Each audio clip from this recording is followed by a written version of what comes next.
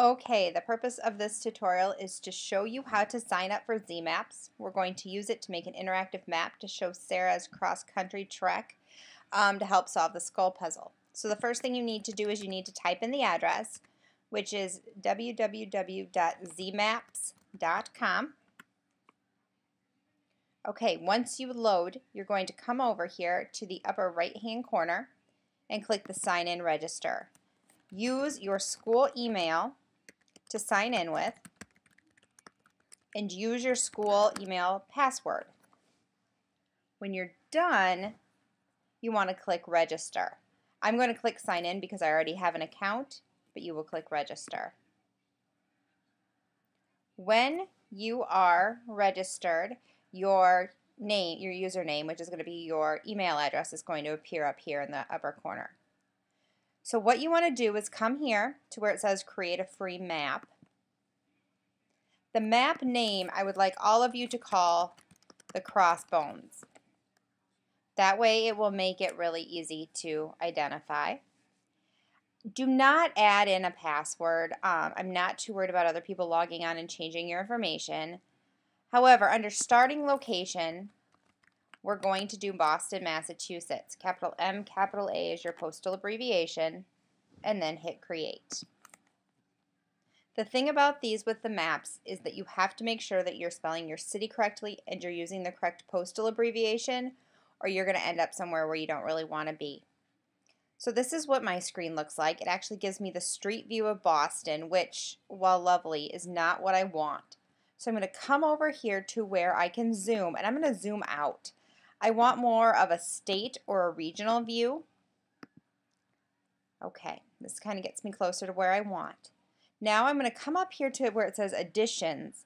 I'm going to choose a second one, which says add marker, detailed. My entry name, I'm actually going to call it starting point because this is where Sarah's currently living and it's where she's going to be starting from. Instead of going through all of this and trying to find my address, I'm actually just going to move this over so, there we go, I can see Boston right here. I'm going to click select a map location. Okay, and then I'm going to click right here on Boston. And you'll see that it's now shown up here with latitude and longitude. The next thing I'm going to do then is to click on the details. Now, here's where your knowledge of the text is going to become very important. Here's where you're going to need to describe something about this location. Boston's pretty simple because it's just where Sarah's starting out from.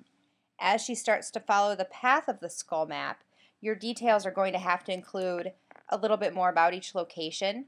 Looking at her, her first stop is going to be that very long trek over to Chicago, so that one's going to have details on Bachelor's Grove.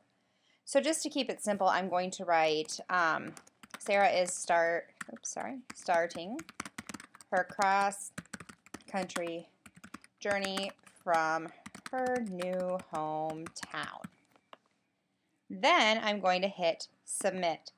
Once I hit submit, it's going to tell me here that my entry has been added. I'm going to click OK, then I'm going to click close. Now when I click on my red marker here, this is going to pop up. So far so good. Now I want to find my second starting point, or my second point on here. So I'm going to close this here with this X, and I'm just going to actually pull my map. The great thing about her locations are that they're all fairly large cities. We know from the research that was done on the map that our next location is going to be here in Chicago. So I'm going to do just like I did. I'm going to click additions, add marker detailed. Now, underneath my entry point, I'm going to list my skull puzzle location. So this is Bachelor's Grove Cemetery. Again, I'm going to move this so I can see Chicago. Click on Map Selection Location and click on Chicago. It's going to pull up the latitude and longitude for me already. Now I can click on Details and I'm going to write something in here. It could be something about Bachelor's Grove Cemetery is haunted by a lady in white. It could talk about how that the farmer and his plow horse became frightened by her, ended up drowning in the lake, and now all three of them reside in that cemetery and haunt it. It could also talk about the location of digging up the grave. Remember, it was 3 feet left of the largest gravestone and 3 feet down. So, because I don't want all of us to have the exact same thing, I'm just going to write something fantastic like that. Hit submit. Okay, my entry's been added. And close. Now, the very last thing that I want to show you on here is how to connect your data points, because we're mapping out the locations here. I'm going to go back and click on my original starting point. Now, if you'll notice right down here, there's this little thing. If I put my cursor over it, it actually comes up with the word connect.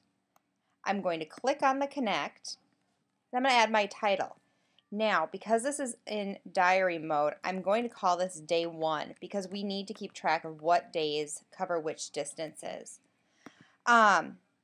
It doesn't really matter what your label is. We're going to do some other calculating on MapQuest in miles. This doesn't give us that option, so if I were you, I'd probably leave it in kilometers.